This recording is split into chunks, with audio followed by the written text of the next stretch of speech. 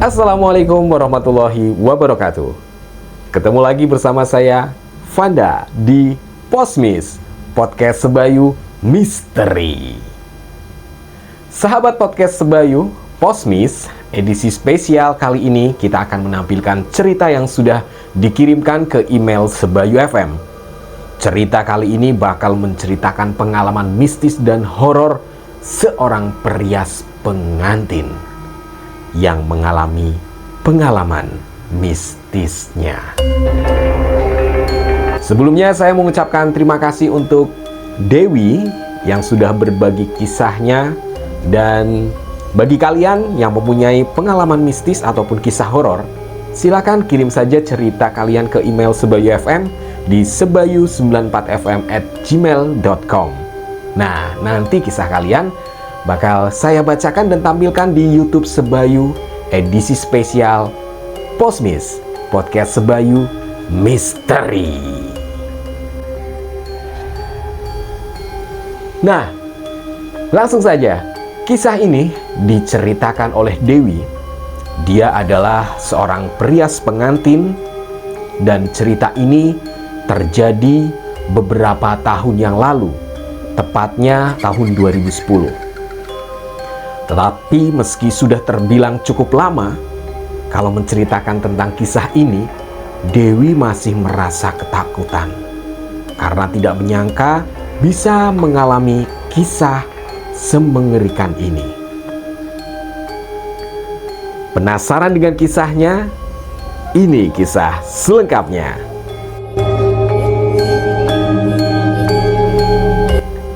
Dewi adalah perias pengantin yang sedang merintis usaha jasanya di salah satu kota di Pulau Jawa. Meski usaha jasa ini masih cukup baru, tetapi Dewi mempunyai banyak pelanggan karena terkenal dengan riasannya yang manglingi atau hasil riasannya yang benar-benar maksimal. Membuat pengantin lebih mempesona, wajah yang lebih ayu bagai seorang putri.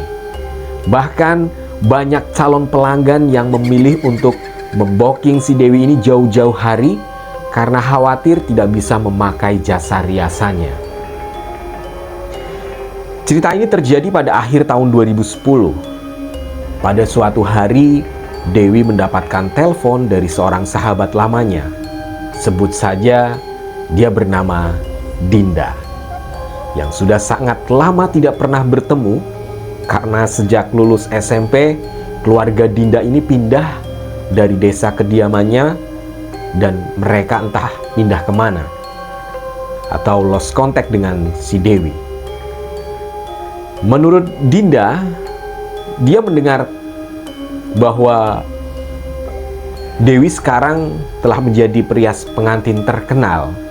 Kabar ini dia dengar dari kawannya. Dinda meminta Dewi untuk merias dirinya karena Dinda ini akan segera melangsungkan pernikahannya dalam waktu dekat, yaitu di tanggal 7 Desember. Perasaan Dewi sangat gembira karena Dinda ini sahabat karib Dewi yang sudah sekian lama terpisah tidak pernah bertemu, tiba-tiba membawa kabar gembira. Dan tanpa ragu, Dewi ini langsung mengiyakan permintaan Dinda untuk merias di momen sakralnya itu. Karena Dewi ingin juga turut berbahagia di momen penting sahabat lamanya tersebut. Dinda hanya mengatakan bahwa keluarganya nanti akan menjemput Dewi pada malam sebelum akad nikah. Karena acara pernikahan tersebut akan dilakukan di luar kota yang menempuh perjalanan cukup jauh. Tanpa basa-basi, Dewi pun menyetujui demi sahabat lamanya tersebut. Setelah telepon ditutup, Dewi segera mencatat di buku agenda sembari melihat apakah di hari tersebut ada orderan orang lain yang sudah membookingnya atau memesannya. Karena jika memang sudah di booking, Dewi juga tidak ingin mengecewakan sahabatnya tersebut kalau sampai dia tidak bisa memenuhi keinginan Dinda.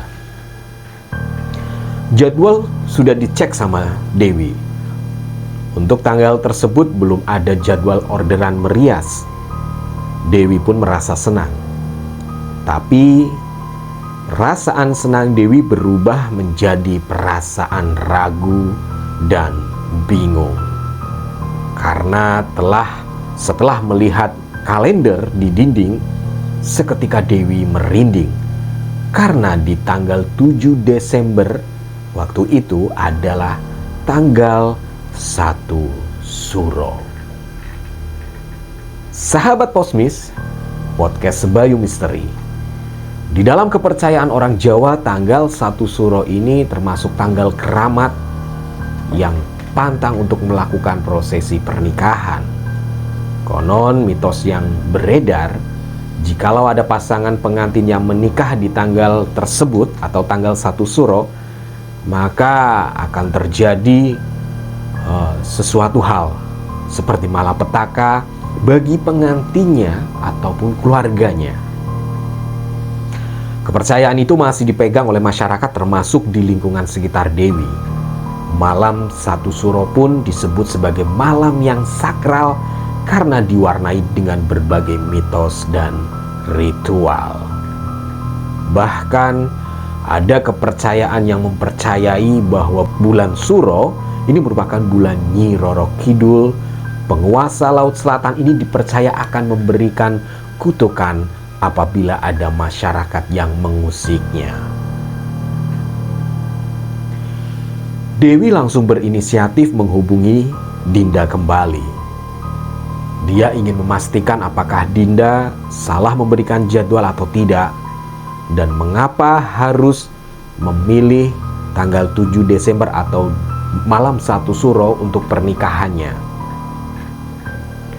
Dewi mencoba menelpon kembali Dinda dan dengan handphone yang baru beberapa saat lalu menerima telepon dari Dinda. Tetapi sangat aneh, karena berkali-kali Dewi menghubungi nomor Dinda, bahkan dari handphonenya Dewi mendengar bahwa nomor yang Anda tuju tidak terdaftar. Ini aneh, gumam Dewi.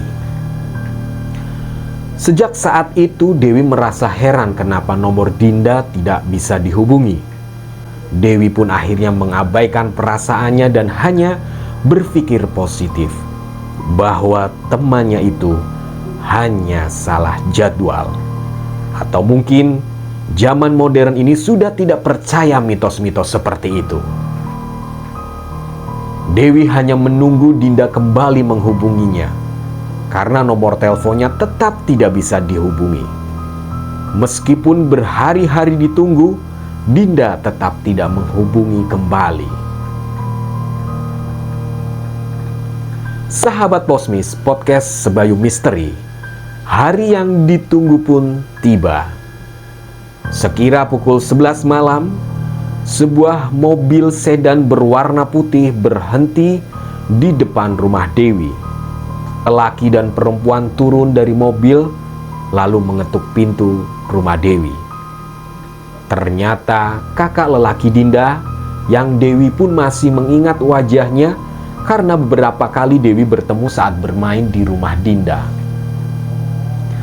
Namanya Teguh, dan perempuan yang ia kenalkan adalah istrinya bernama Laras. Dewi langsung mengungkapkan segala keraguannya pada Teguh tentang acara yang akan digelar pada tanggal 1 Suro tersebut. Apakah tidak menyalahi mitos yang beredar? Tetapi semua dijawab oleh Teguh bahwa Dindalah yang memilih tanggal itu, dan Teguh meminta Dewi untuk tidak banyak bertanya, bahkan meminta untuk segera berangkat karena mengingat perjalanan yang nantinya bakal panjang dan lama. Dewi bergegas masuk kamar untuk mengambil perlengkapan rias dan baju serta aksesoris yang sudah dipersiapkan. Tapi lagi-lagi Teguh mencegah Katanya segalanya sudah dipersiapkan oleh Dinda. Jadi Dewi hanya perlu membantu meriaskan wajah pengantin saja, tetapi dengan alat kosmetik, baju, bahkan bunga milik calon pengantin, yaitu Dinda. Meski heran, Dewi menurut saja. Dia berpamitan pada orang tuanya untuk segera berangkat menuju kediaman Dinda. Karena melihat keraguan dari Dewi, ayah Dewi menawarkan diri untuk mengantar, ikut ke tempat Dinda. Tetapi Teguh segera mencegah keinginan ayah Dewi dengan mengatakan bahwa ayah tidak perlu khawatir. Dewi akan saya antar kembali ke rumah setelah acara selesai. Sambil mengucap bismillah, Dewi naik mobil bersama sepasang suami istri kakak dari Dinda. Mereka duduk di depan, sementara Dewi ada di kursi bagian belakang. Laras, istri Teguh ini sedari tadi hanya diam. Wajahnya pucat dan terlihat lemas. Tetapi dalam hati Dewi, mungkin wanita itu kecapean karena melihat perjalanan yang cukup jauh dan bisa jadi ia mabok perjalanan. Mobil melintas melalui gerbang perumahan Dewi. Sebenarnya keanehan-keanehan ini sudah mulai dirasakan Dewi. Dia melihat jam tangan sudah menunjukkan pukul 11:30 malam. Seingat Dewi saat melewati pukul 10 malam, portal di gerbang perumahannya ini sudah ditutup. Sehingga jika ada orang yang akan masuk ke komplek perumahan tersebut, portal baru akan dibukakan oleh satpam atau penjaga kompleks setelah mereka mengenali atau mengetahui siapa yang akan melintas atau yang akan bertamu. Tapi anehnya, tadi Dewi tidak melihat portal menutupi jalan masuk di gerbang komplek. Bahkan tidak melihat satupun satpam yang biasanya berjaga di sana. Kendaraan yang dikendarai mereka sudah berjalan hampir 30 menit ke arah barat. Kondisi jalan sangat sepi. Tidak nampak mobil ataupun kendaraan lain yang bersimpangan dengan mobil yang mereka naiki. Dewi hanya berpikir, mungkin tidak ada yang melakukan perjalanan pada malam 1 Suro. Orang lebih memilih diam di rumah saja, apalagi malam jelang dini hari. Gerimis kecil turun seperti kabut. Hawa dingin masuk dari celah-celah jendela mobil. Sepanjang perjalanan sunyi senyap, tidak ada percakapan antara mereka. Dewi tidak mau mengajak bicara Teguh yang sedang melajukan kendaraan karena takut mengganggu konsentrasi. Dia pun enggan mengobrol dengan istri Teguh karena wanita yang duduk persis di bangku depannya itu seperti pasang wajah sangat dingin dan tidak bersahabat. Jadi Dewi memilih untuk mencoba memejamkan mata dengan harapan nanti saat membuka mata sudah sampai di tempat tujuan. Baru hendak memejamkan mata, tiba-tiba Dewi tersentak. Nampak Laras menoleh ke arah Dewi. Meskipun sejak awal bertemu nampak dingin, tetapi wajahnya masih terlihat cantik. Tetapi hal yang mengagetkan terjadi, wajah Laras berubah sangat menyeramkan. Rambut sangat awut-awutan, matanya merah melotot seperti mau lepas dari rongganya. Hidung mengeluarkan darah. Wajahnya sangat rusak. Bagian kiri wajahnya gepeng masuk ke dalam. Sangat mengerikan. Astagfirullahaladzim. Dewi seketika itu langsung istighfar melihat penampakan yang sangat mengerikan itu. Tetapi saat hendak menjerit, seketika wajah Laras berubah seperti semula. Keringat dingin mengucur di pelipis Dewi. Rasa takut bertambah menjadi-jadi, berharap ini adalah mimpi. Dewi langsung meminta mobil menepi. Dia beralasan ingin ke kamar kecil, tetapi Teguh melarangnya dengan alasan tempatnya sebentar lagi akan sampai. Kaca mobil tertutup rapat, tetapi angin tiba-tiba berhembus membawa aroma yang sangat busuk. Dewi menutup hidungnya dengan kedua tangan, tetapi tetap tidak mampu menghalau bau yang sangat tidak sedap. Aroma percampuran antara bau anyir darah yang berpadu dengan bau busuk bangkai yang sudah lama. Bau yang baru pertama kali Dewi rasakan selama hidupnya. Dia sudah berusaha membendung agar tidak muntah, tetapi bau busuk itu seakan-akan mengaduk-aduk isi perutnya, memancing untuk segera dikeluarkan. Tidak bisa ditahan, Dewi pun muntah. Melihat keadaan Dewi yang muntah di dalam mobil, akhirnya kendaraan tersebut menepi. Dewi langsung keluar, meneruskan menguras isi perutnya di tepi jalan. Suasana malam hampir pagi, Dewi melirik ke dalam mobil. Teguh dan Laras masih duduk di kursi bagian depan. Muncul niatan Dewi untuk berlari entah kemanapun. Pokoknya dia ingin segera lepas dari bayang-bayang misteri yang menurutnya sudah di luar nalar. Baru saja dia hendak melangkahkan kaki bersiap mengambil langkah 1000, entah dari mana dan bagaimana, dalam sekejap mata Teguh sudah ada di sisinya, menggamit lengan Dewi, menuntun kembali masuk ke dalam mobil. Dewi mendadak lemas, lunglai, tak bertenaga, dan tidak sadarkan diri. Sepertinya Dewi pingsan cukup lama. Dia tersadar ternyata sudah ada di sebuah kamar yang dingin. Dia kebingungan sejak kapan ada di sini. Di kamar siapa dan siapa yang membawanya ke sini. Sayup-sayup terdengar suara gamelan Jawa, aroma kembang setaman yang wangi menyeruak tercium membuat kesadaran Dewi sepenuhnya kembali. Di dekat pintu terlihat sosok perempuan yang memakai pakaian pengantin Jawa lengkap, dengan untayan melati menghiasi sanggulnya yang dipercantik dengan cunduk mentul. Perempuan itu memakai kebaya beludru hitam khas putri Jawa. Dewi mengabaikan kejadian yang telah dialami sebelumnya. Dia juga tak menghiraukan di mana dia berada. Yang dia pikirkan hanya siapakah sosok perempuan memakai pakaian pengantin lengkap yang sedang duduk menghadap meja rias berkaca cukup besar tetapi buram.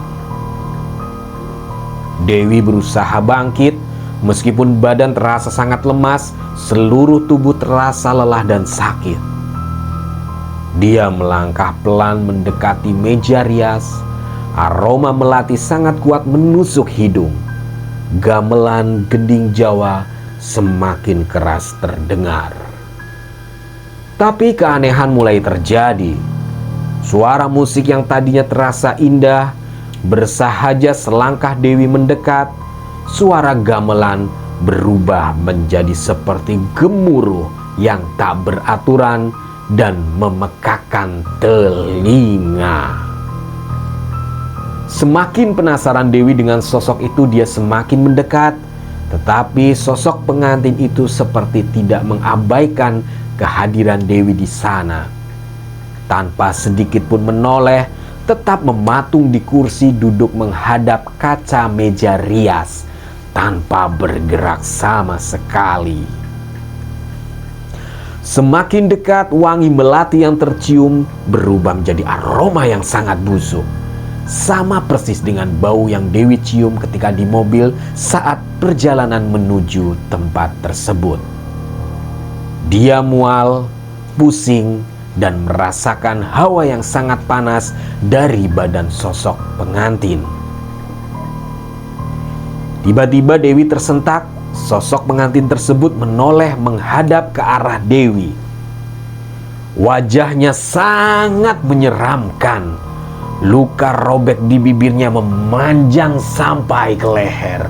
Bola matanya sudah terlepas dari rongganya, dan darah mengering menghiasi pelipis sampai dagunya.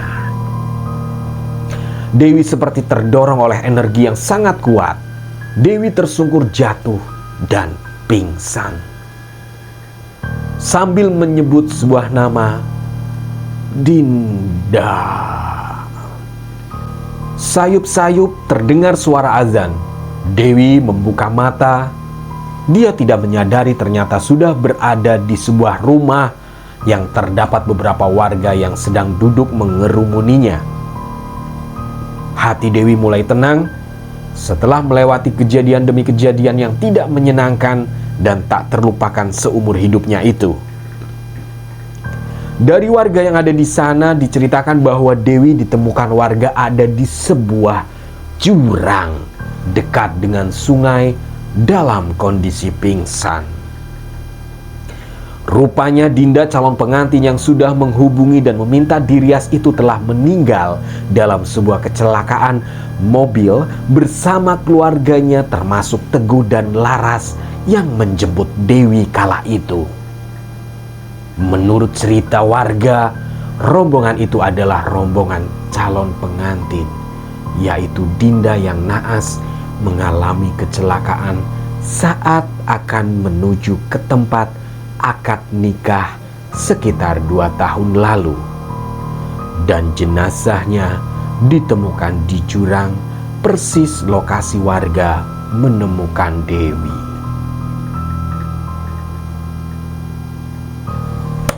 Demikian cerita yang dikirim oleh Dewi. Nah, bagi kalian yang ingin kisah misterinya diceritakan kembali di Pose Podcast Sebayu Misteri, kirim saja cerita kalian ke email Sebayu FM di sebayu94fm@gmail.com.